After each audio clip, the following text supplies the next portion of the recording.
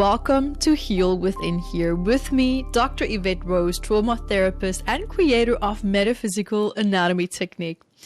Now, this podcast is your safe place to explore healing, nervous system repair, and also deep transformation. And if you're ready to go deeper and you would like to be supported on your journey, you can also book a one-on-one session with me or with any of my certified meta-psychology coaching practitioners. You can also join our upcoming live events, workshops, or retreats at metaphysicalanatomy.com. And now, let's begin your journey back to wholeness, one breath and one breakthrough at a time. And today we're going to explore something that lives at the heart of deep healing, making peace with your past without repeating it. If you've ever asked yourself, why does that old version of me still affect who I am now?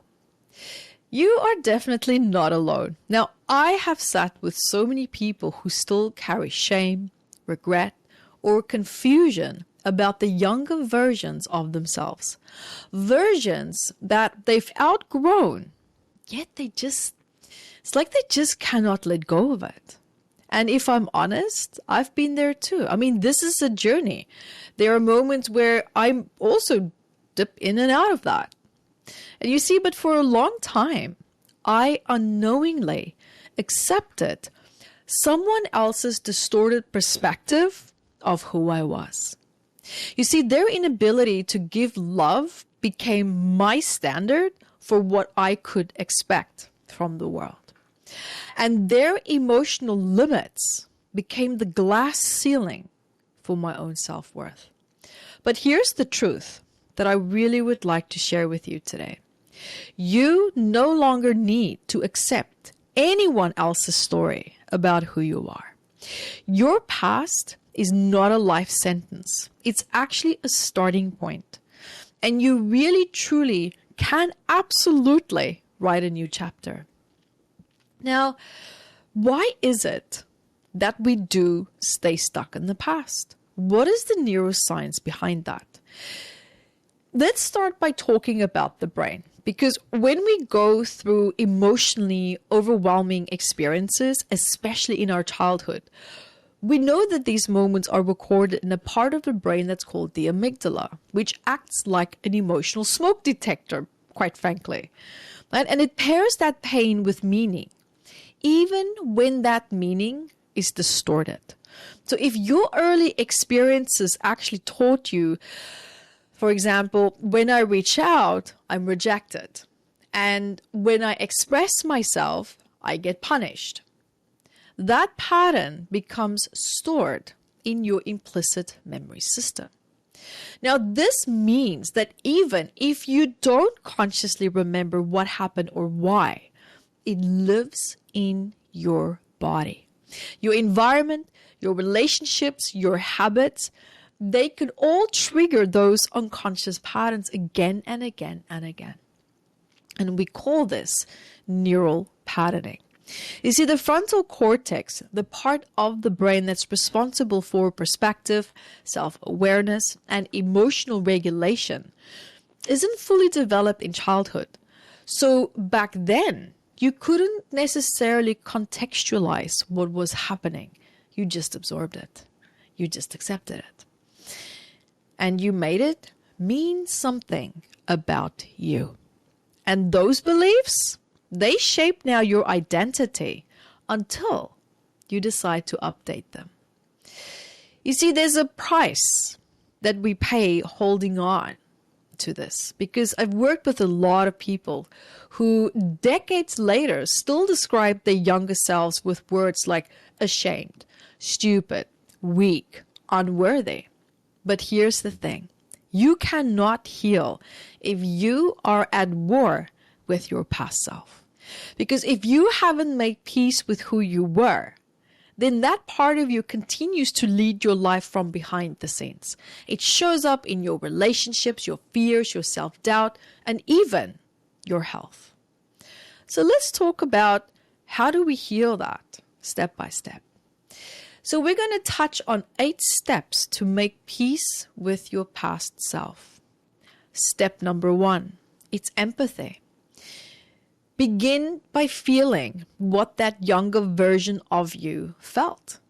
They weren't bad. They were overwhelmed. They were unprotected or misled. And they were just trying to survive.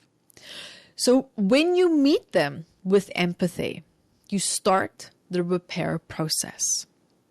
Step number 2, embrace your humanity. I mean, the parts that you criticize are actually often the parts that kept you safe. Acting out, shutting down, saying maybe the wrong thing. Might feel like that's not survival, Evette. Well, in a way, in a bizarre, indirect way, it probably was. You see, being human means that you didn't get it right every single time. But that doesn't make you unworthy of love. Step number 3, it's forgiveness. Now, this is not the type of forgiveness where it says, well, what happened was okay. There's such a misconception about forgiveness. I actually even don't like the word forgiveness. Because at the end of the day, forgiveness means that you are releasing yourself from the shame loop. You didn't know then what you know now. And your younger self doesn't deserve a life sentence. Step number 4, it's acceptance. You see, you did what you did and you were who you were. Acceptance means stopping the fight with what already had happened. You can't rewrite that past in that moment, but you can change how it lives in your body. Step number 5, ownership. You see, healing doesn't mean that you bypass responsibility. If you hurt others, acknowledge it. Say, I did that, and I'm sorry. But that kind of ownership, that is what clears your heart. Step number 6, make amends. You may not be able to undo the past, but you can choose to live in a way that really truly honors your growth. Acts of kindness, service, integrity, these are all forms of healing forward. And step number 7, be the person that you needed. Ask yourself, who do I want to be now? What qualities do I want to embody? You see, you're not that child anymore. You are now the one who gets to reparent that child and build a new way forward. And now, step 8, live your best life. You see, your best life doesn't mean perfection. It means living, how can I say? It's meaning like you're living more aligned with your truth, with feeling happy, joy, peace, and fulfillment. It's almost like letting that weight from the past now just fall away so that you can move forward lighter, clearer, and more alive. Because this is a powerful way and powerful ways to repattern the brain. Because I want to circle back a little bit to neuroscience, because the brain learns through repetition. And each time you meet an old story with a new response, with self-compassion instead of shame, understanding instead of judgment, you create new synaptic connections. You literally rewire your emotional circuitry. And you begin to prime your nervous system for safety, for worthiness, for love. And that's why healing isn't a one-time decision. It's a practice. And every practice matters. You are not who you were. You are who you choose to be now. You see, the past is part of your story, yes, but it doesn't have to get to write your future. I want you just for a moment, before we start our healing meditation, just take a deep breath and just place your hand on your heart. Place your hand on your heart and say to yourself, I see you. I understand you. I forgive you. And I choose to love you now. Because that is where healing begins. And so now when you are ready, let's start our healing meditation. And when you are ready, you could lie down or sit up, whatever you feel most comfortable with. And I invite you by starting to take a nice, deep, slow breath. And we can start by breathing in through the nose and exhale very softly out the mouth.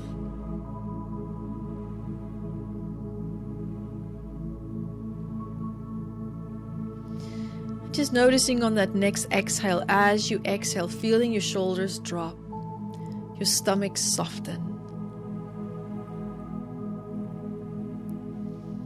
Feel your whole body also softening.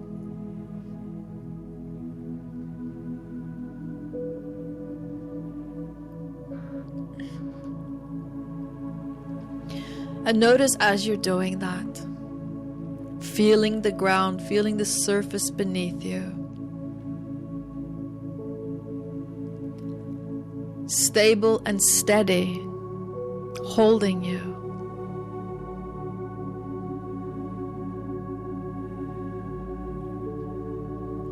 With every breath, feeling yourself sinking deeper into safety.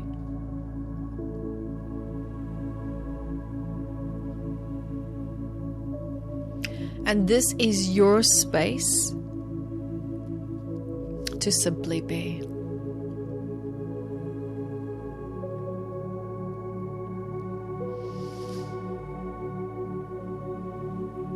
I invite you now, bringing your awareness inward. Noticing your body, your chest, your heart, your stomach.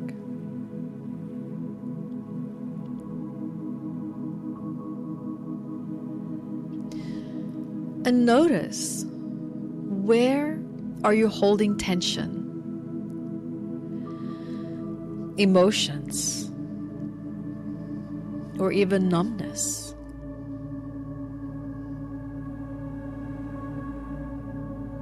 There's nothing to fix. There's nothing to force.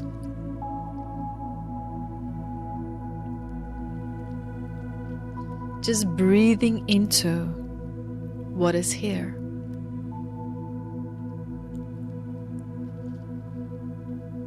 Let your breath create space around whatever it is that you feel.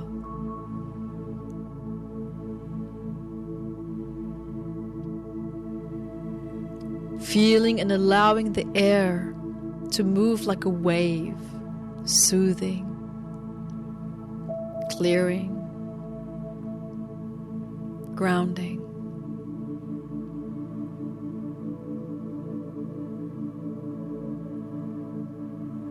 And I invite you now to gently call in a younger version of yourself. This might be you at the age of 5, 10, 16, whatever age comes to mind.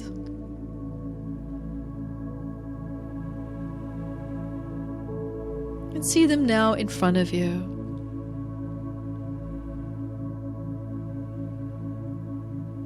Notice their posture, their expression, their energy.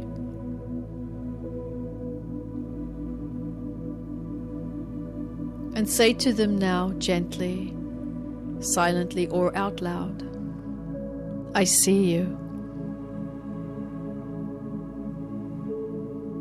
I know it was hard.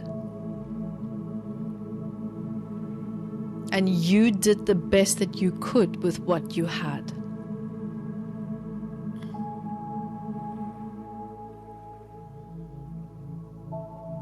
And you don't have to carry this alone anymore.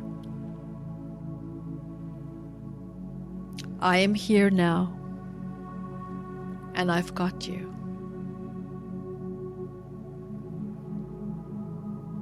Feeling your breath deepening now. Letting love pour through you from your heart to theirs.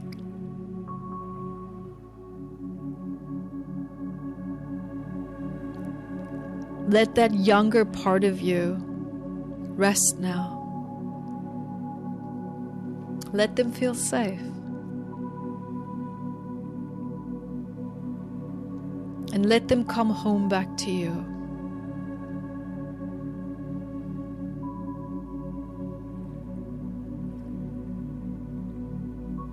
And also just affirming to yourself, I'm safe to heal. I'm worthy of love and peace.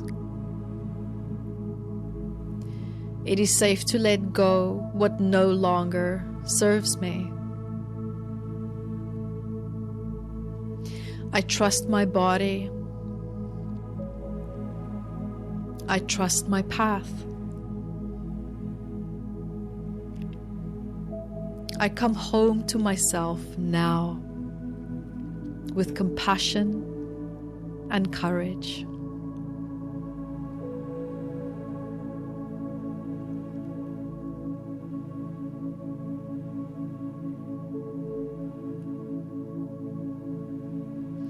Just allowing those words now to echo gently through your body like a soft vibration of truth.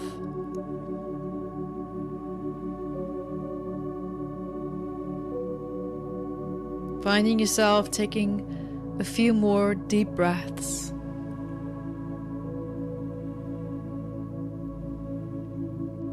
Feeling the surface beneath your body.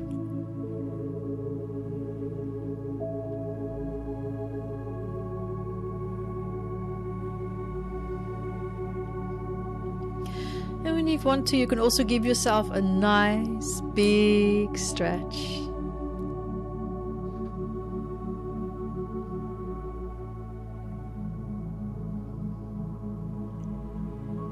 And welcome back. Welcome back. Well done. Just allow the healing to continue to integrate throughout the day and night. And remember, if you feel that this was helpful for you, or if there's something that was valuable in this for you as well, and you want to share it with someone who could also be perhaps on the healing journey, then please do. And the affirmation for today is also, it is safe to let go of what no longer serves me. I want to thank you from the bottom of my heart for being here with me to the very, very end. I love you all. And until our next episode, be the light that you are. Bye, everyone.